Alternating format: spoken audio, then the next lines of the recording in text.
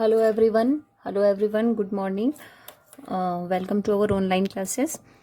कल हम लोगों ने एक्सरसाइज 3.4 के 4 क्वेश्चंस किए थे। अब जो हम करेंगे क्वेश्चन नंबर 5 स्टार्ट करेंगे, जो कि है the diagonals of a rectangle P Q R S intersect, यानी एक दूसरे को कट करना, इंटरसेक्ट ईच अदर एट ओ। दिख रहा है आपको कि एक रेक्टेंगल है, इसके जो डायगोनल्स है वो आपस में एक दूसरे को इंटरसेक्ट कर रहे हैं ओ पर। ठीक है। If angle P O S आपको दिख रहा है, एंगल पी ओ एस यहाँ पर आप लोगों को गिवन है 40 डिग्री। हमको फाइंड क्या करना है, एंगल क्यू ओ पी और एंगल आर ओ एस, मतलब ये फाइंड करना है और ये फाइंड करना है।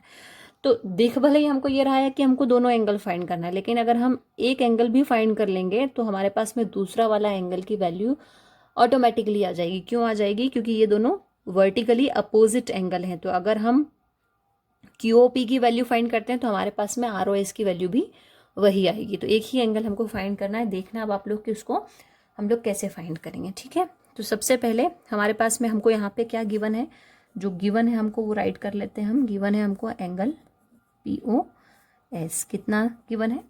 40 डिग्री। ठीक है। अब आप लोग एक चीज़ देखिएगा कि मैंने आप लोगों को 1-2 दिन पहले जो क्वेश्चंस करवाए थे उसमें मैंने आपको लीनियर पेयर वाली चीज़ बताई थी। तो ये जो हमारी हो गई, ये तो हो गई हमारी स्ट्रेट लाइन और ये हो गया हमारा परपेंडिकुलर। ठीक है। तो ये परपेंडिकुलर हो गया, ये स्ट्रेट लाइन हो गई, तो ये और ये लीनियर पेयर हो गए। मतलब क्या हो जाएगा यहाँ पे, अगर हम यहाँ पर क्यू ओ पी को फाइंड करने के लिए एंगल, अगर हम इसको x सपोज कर लेते हैं, मान लो ये O तो आपका सेंटर है। ठीक है। इसको अगर हम सपोज कर लें x, तो ये कितना हो जाएगा, x plus 40 degree equals to 180 degree. क्यों? क्योंकि यहाँ पर हम लोग इसको क्या सपोज कर रहे हैं, लीनियर पेयर। अगर आपने 1-2 दिन पहले वाले क्वेश्चन को अच्छे से समझा होगा तो आप लोगों को ये चीज़ समझ में आ गई होगी। अब x की वैल्यू यहाँ पर कितनी आ जाएगी, 140 डिग्री। अब x की वैल्यू हमारे पास में कितनी आ गई, 140 डिग्री। x की वैल्यू आ गई, मतलब क्या आ गया हमारे पास में, क्यू ओ पी आया है। Obviously angle Q O P equals to 140 degree. तो angle Q O P equals to angle R O, angle Q O P equals to angle R O S. अभी मैंने आपको बताया कि क्यों होगा ये, क्योंकि वर्टिकली ऑपोजिट एंगल्स हैं। ठीक है। वर्टिकली अपोजिट एंगल होने की वजह से क्यू ओ पी की वैल्यू अगर 140 डिग्री है तो आर ओ एस की वैल्यू भी हमारे पास में कितनी होगी, 140 डिग्री। तो क्लियर है। बस ये क्वेश्चन आपका यहाँ पर हो गया। इसके अंदर बहुत ज़्यादा कैलकुलेशन करने की हम लोगों को ज़रूरत नहीं है। अब हम करेंगे क्वेश्चन नंबर 6। अब क्वेश्चन नंबर 6 मैं राइट नहीं कर रही हूँ, मैं बुक में आपको बता रही हूँ। स्क्रीनशॉट इसका मैंने आपको सेंड कर दिया था, तो आपको क्वेश्चन तो मिल ही जाएंगे उस स्क्रीनशॉट के अंदर, अगर किसी के पास बुक नहीं है तो भी। तो क्वेश्चन नंबर 6 है हमारा, identify all quadrilaterals that have, मतलब कि फर्स्ट और सेकंड कंडीशन दे रखी है, हमको बताना है कि ये कौन से क्वाड्रिलेटरल्स हैं। क्वाड्रिलेटरल का मतलब यहाँ पे होता है कोई भी 4 साइड वाला डायग्राम, जिसकी 4 साइड्स हों और जिसके अंदर 4 एंगल्स हों, उसको हम बोलते हैं क्वाड्रिलेटरल। अगर आपको शेप्स में कोई कंफ्यूजन लगे तो आप अपनी बुक के पीछे की ये जो समरी है, इस समरी को जरूर पढ़ना है। इसमें सबके बारे में दे रखा है कि क्वाड्रिलेटरल क्या चीज़ है। ठीक है। कॉन्वेक्स और कॉन्केव क्वाड्रिलेटरल क्या चीज़ है, rectangle, rhombus, kite, square, trapezium क्या क्या चीज़ें, सब आपको यहाँ पर मिल जाएगी समरी में। और समरी से ही आपके ऑब्जेक्टिव्स बनते हैं, ये आप सब लोग जानते हैं। ठीक है। Now back to our question number 6। ठीक।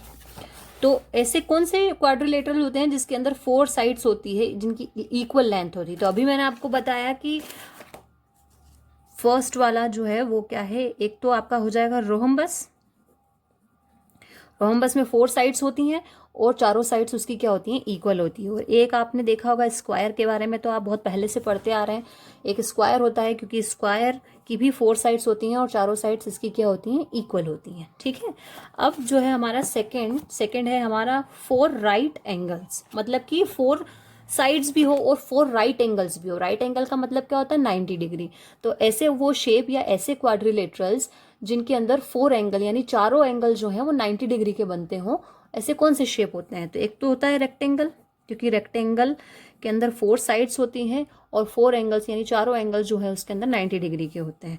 और स्क्वायर के अंदर भी 4 एंगल्स होते हैं और जो 4 साइड्स होती हैं और जो चारों साइड्स होती हैं और जो चारों एंगल होते हैं वो इक्वल होते हैं, और जो एंगल्स होते हैं वो हमेशा राइट एंगल्स होते हैं, यानी 90 डिग्री के होते हैं। तो ये 2 मैंने आपको बता दिए।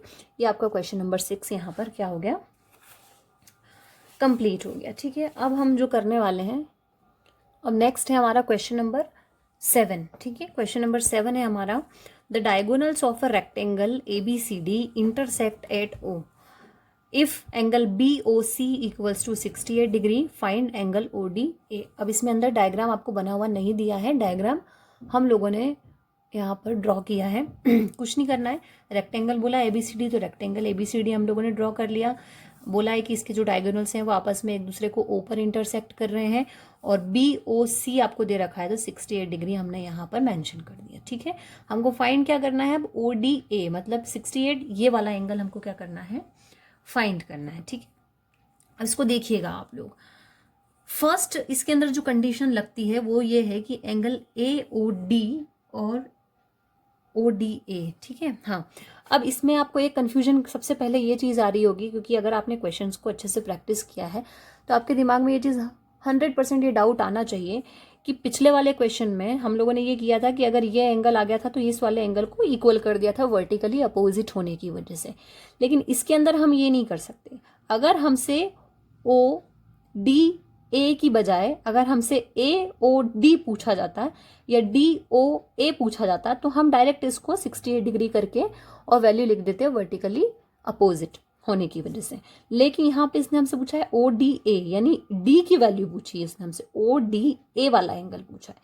क्लियर है, अब D आ रहा है तो D यहाँ पे 2 पार्ट्स में डिवाइड हो रहा है। D अकेला नहीं, इधर भी वाला भी एंगल आना चाहिए और इधर वाला भी एंगल आना चाहिए, क्योंकि बीच में एक डायगोनल है। अगर हमसे वो DOA पूछता या AOD पूछता तो हम डायरेक्ट कर देते, लेकिन उसने हमसे पूछा है ODA, तो हमको वैल्यू फाइंड करना पड़ेगी। तो फर्स्ट कंडीशन जो हम इसके अंदर लगा रहे हैं वो ये है, AOD और BOC यहाँ पे हमारे इक्वल हैं, जो कि हमको नजर आ रहे हैं। कितने होते हैं ये, 68 डिग्री।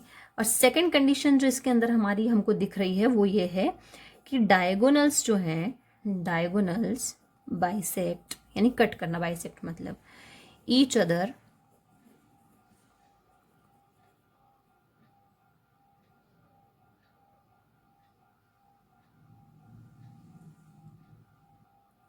इन रेक्टेंगल, आप पूरी स्पेलिंग लिखना, एंड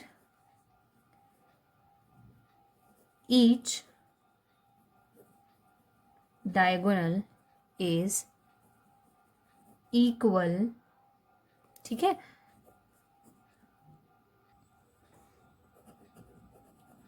दस OA इक्वल्स टू OD। ठीक है, OA इक्वल्स टू क्या हो गया, OA और OD तो इक्वल ही है, आपको समझ में आ ही रहा है। क्यों, क्योंकि जो ये डायगोनल्स है वो बाइसेक्ट कर रहे हैं each other in rectangle and each diagonal is equal, मतलब OA, OC, OD और OB सभी क्या होंगे यहाँ पे हमारे पास में, इक्वल होंगे। इसलिए OA और OD भी हमने इक्वल किया, OB और OC भी इक्वल है। ठीक है, तो इसलिए हमने इसको किया।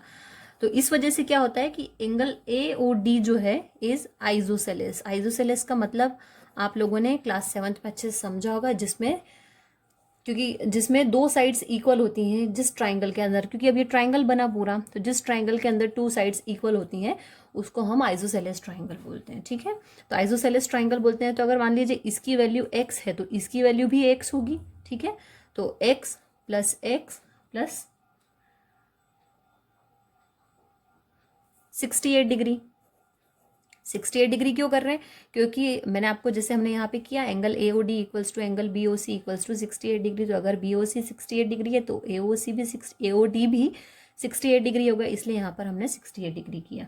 और यहाँ पर तो आपको पता ही है कि ट्राइंगल के तीनों एंगल्स का सम 180 होता है, इसलिए यहाँ पे हमने 180 किया। x और x 2x हो गया प्लस 68 इक्वल्स टू 180। अब 2x को यहीं रहने देंगे, 68 जो कि आपका प्लस में है उधर जाएगा तो माइनस में हो जाएगा, माइनस करेंगे तो 112 आपका आंसर आ जाएगा। वैसे तो आपका आंसर यहाँ पर आ गया 112। ये 2 को अगर आप डिवाइड करेंगे तो फिर वो आएगा आपका कितना, 56। 6 डिग्री। तो यहाँ पर आंसर इसलिए आ गया क्योंकि अगर ओनली डी की वैल्यू पूछता तो हमारे पास में पूरा जो डी है वो है 112, और क्योंकि बीच में डायगोनल है तो ये 2 पार्ट्स में डिवाइड हुआ है, इसलिए ये कितना हुआ 5600। तो ये हमारे पास में जो वैल्यू थी वो अब आ चुकी है। तो आंसर हमारे पास में क्या आया 56 डिग्री। आई होप कि क्लियर आप लोगों को ये चीज़ समझ में आ गई होगी। तो बस दैट्स इट, ये क्वेश्चन आपका यहाँ पर ख़त्म हो गया है। अब हम जो है अब बाकी के इसके 2-4 क्वेश्चंस और बचे हैं तो उनको हम लोग कल के वीडियो में कंप्लीट कर लेंगे। मतलब कल हमारी एक्सरसाइज 3.4 कंप्लीट हो जाएगी, हमारा चैप्टर 3 कंप्लीट हो जाएगा। तो इनको आप अच्छे से प्रैक्टिस करना, क्योंकि इन क्वेश्चंस को प्रैक्टिस की सबसे ज़्यादा ज़रूरत होती है। जब तक आप इनको प्रैक्टिस नहीं करेंगे तब तक आपको चीज़ें समझ में नहीं आएंगी। तो इनकी प्रैक्टिस करिएगा और इसकी समरी को ज़रूर पढ़ना। ठीक है, थैंक यू।